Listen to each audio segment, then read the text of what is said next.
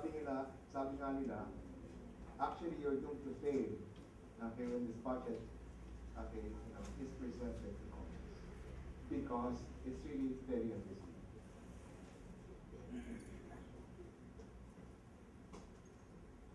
Other questions?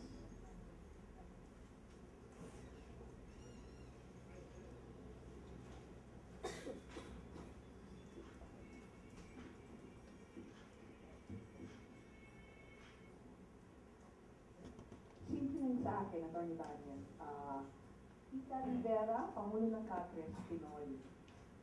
Ang Catres ay tumatay sa katapatan, kagitingan, kabuuan.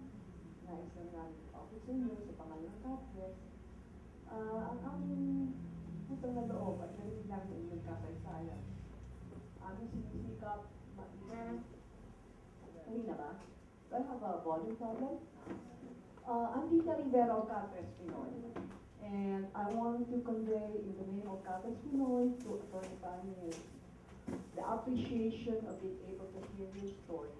It's one of the things we're trying to do in Catres is we hope to make a contribution to the building of the environment that would foster you. Medyo matapang-tapang yung apog mo. Hindi ako nagtataka ako na hindi ka nakakahati sa katawan. I mean, BIR.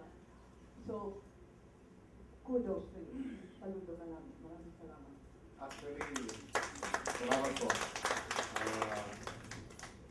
Isa sa mga experience ko working with the private sector, I actually received veterans also. A number of veterans. In fact, the President actually gave me presidential security. There was a time that we have to carry long firearms. So I think that's one of difficulties also when you'll be serious about reform. And perhaps I think you're also one of not really regrets is if you look at my picture, medyo I have full of hair at that time. So, pagkatapos nun, mukhang nalagas lahat eh.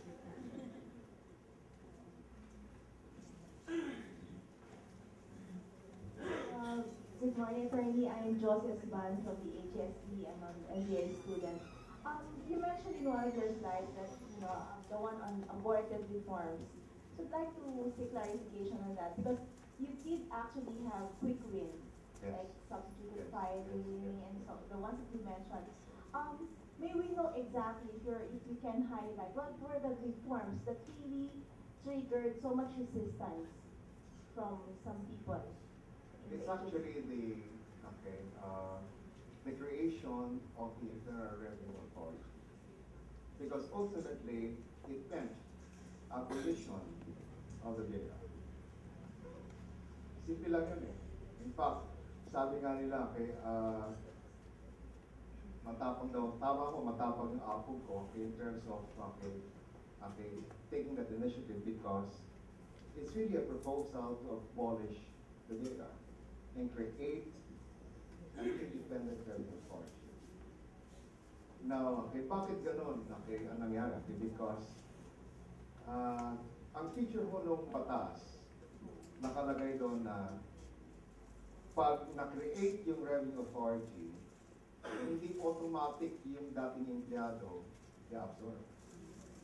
Yun po ang kinagalit nila. Because ang sabi ko naman, bakit natin kaya nga inaayos natin. Ang analogy ko nga ko noon, mas madali kong gumawa ng bagong bahay kaysa mag-renovate ng lumang bahay. So there is no automatic transfer for the employees.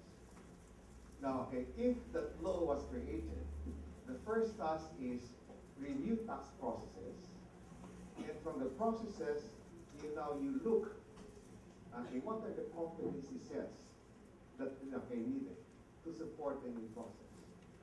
So, ibig sabihin, titignan po yung skills. Kaya nga, sabi namin, walang automatic absorption, but you may apply.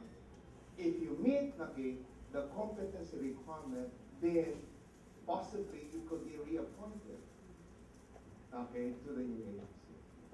but ayaw ko nila yun. I think for all these reasons.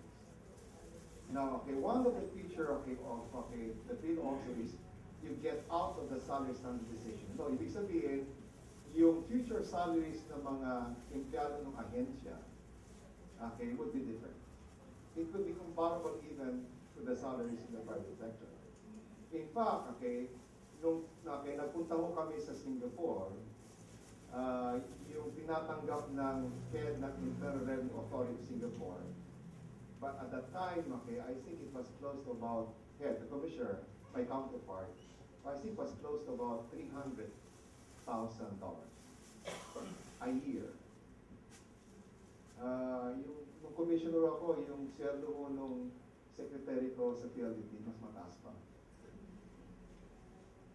So again, okay, you get out of the salary standardization law so that you provide some dignity also, okay, to not only to the position, okay, but also to the package that you give, okay, to the employees. Okay. Now, okay, is there a model to follow in the Philippines? Look at BSP. Look at SEC right now. Okay. If you recall the scandal in the stock market before, DVD, for example. Tapos meron pang isang scandal during the time of ERA, okay, that triggered also, okay, the passage of a new Securities Act. Yung sweldo mo ng mga nagtatrabaho sa SEC ngayon, okay, mas malaki kaysa dun sa sweldo ng ordinary employees or officers of other regulatory agencies. So I think, okay, that really triggered upheaval, okay, amongst the employees. Follow up? Or just the, okay. Just a follow-up question. Since we're looking at this as an opportunity to learn from experiences of the experts like you, sir, would you say that given your response to my question, would you say that this is a change management problem? Because, you know, the change that was being proposed was very drastic. It did not affect, it would not only affect the careers of people, but even lives of people in the BIR. So would you say then that what was lacking was an effective change management plan? That's one, okay, but if you ask me, okay, if I would suggest the approach of radical tax reform now, okay, it would be a different approach. I would not start, okay, with a radical tax reform administration. I would start with tax policy reform, because I think it is less political. Okay? So you need to craft a new tax system. You can only craft a new system if you rewrite the tax code. From the tax code, you develop the processes. Now once you have a new system, once you have the process, you now envision what will be the structure that will support the new system and new process.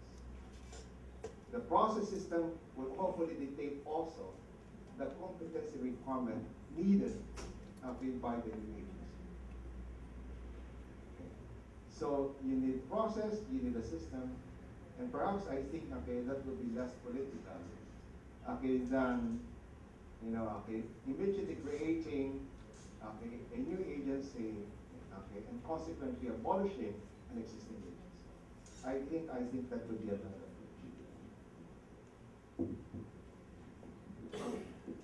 Good morning, Attorney Bañez. I'm a faculty of the regular program in MBA of the HSP. I have a question about the slide that you showed saying that one of the keys to employee empowerment is standardized processes. I'd just like to be clarified. How can an employee be